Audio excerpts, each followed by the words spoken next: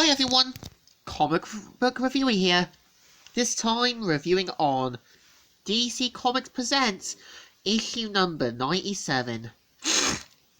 Now, as you know, this is the ending point of the DC Comics Presents series, as well as being the ending point to the Earth 1 Superman stories, which in my opinion, the Earth 1 Superman stories did get a little ridiculous over time, and made Clark a little too overpowered. And this one is meant to feature the Phantom Zone criminals. And let's get on the story. It starts off with Jor-El waking up, getting a cup of tea ready, and worried about their son's fate, with Krypton's doom approaching. We see how he's developed a device that can hopefully transport Krypton safely, and we see how as soon as he activates it, he sees that he's in another world, as in the Phantom Zone. And of course, unaware that the Phantom Zone god is sort of monitoring Jor-El. And we see how Jor-El tries to wake up Lara after seeing that the wires for the Phantom Zone projector have been screwed around. We see how Lara wakes up, fixes the projector, and as soon as Jor-El gets back in, gets slapped by Lara, who criticises for his reckless behaviour.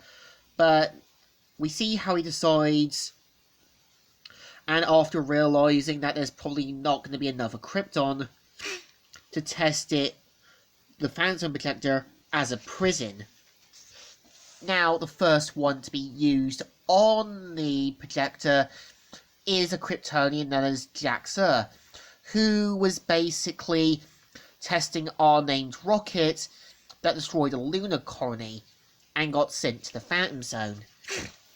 We see how other Kryptonians have either caused unhorrifying acts, and one of which, Fiora, ended up killing 30 men, and showed no guilt in doing it.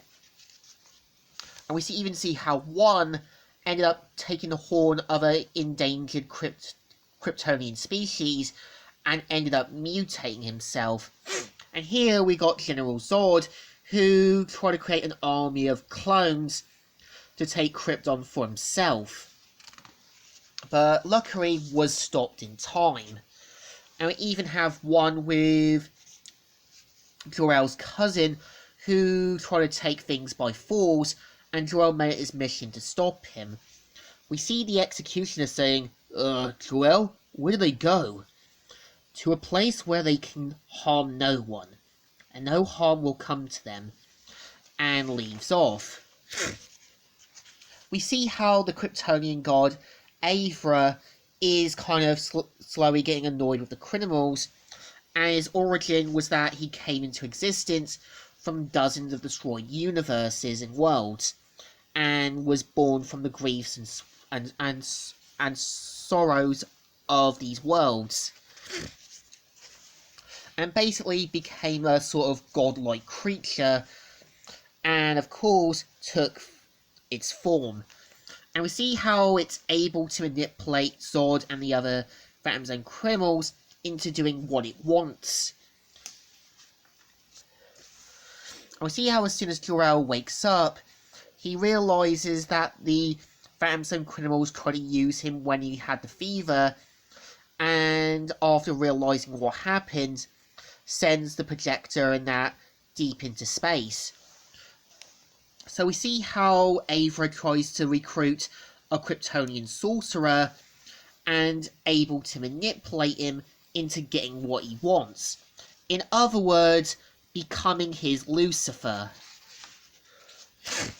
And we see how the day comes when Jor-El sends Kal-El deep into space, where he'll eventually become Superboy.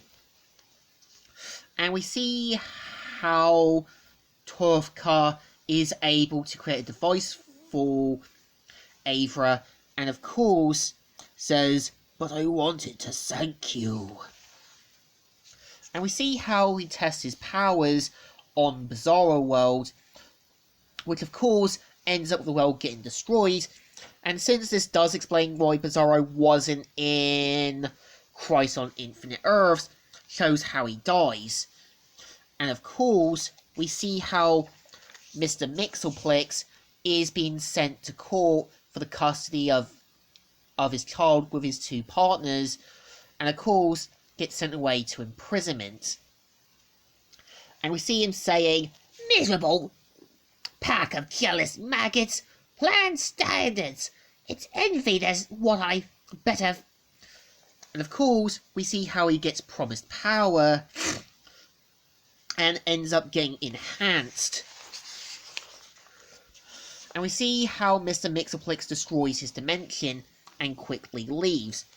We see at the Galaxy Broadcast Building, Mr. Mxyzptlk throws Bizarro's head down, and we see how Clark gets into action as Superman. But we see how Mr. Mxyzptlk shows a big chunk of kryptonite, which turns out to be a part of Argo City, which of course blanks Krypton in a sort of dangerous radiation cloud.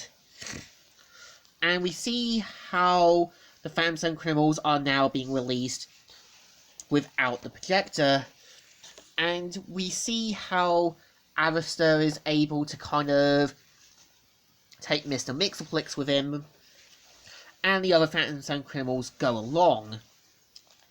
But we see how Arista manages to take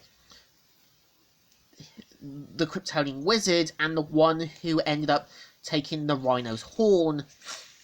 And we see how Superman sees that the other Kryptonians are attacking Washington DC, and just as Superman is trying to take down what criminals there are, we see how Superman is badly getting pummeled. And at the same time, just as Fiora's about to kill him, we see how Mr. Mxyzptlk has taken over the creature and is now gonna return back to his dimension, with Superman saying he gets the last laugh after all. And this is the story. So, since this is meant to take place before Crisis on the Infinite Earths, I think this does feel like a more dark way to end the series, with Superman lost and giving a kind of otherworldly feel to the Phantom Zone prison. And it's like I said before, I think the pre-Crisis continuity of Superman was weird, and at the same time made Superman a bit too overpowered and the story silly. So I think the story still deserves a thumbs up. Still good, and still alright. So, Comic Reviewer here, signing out.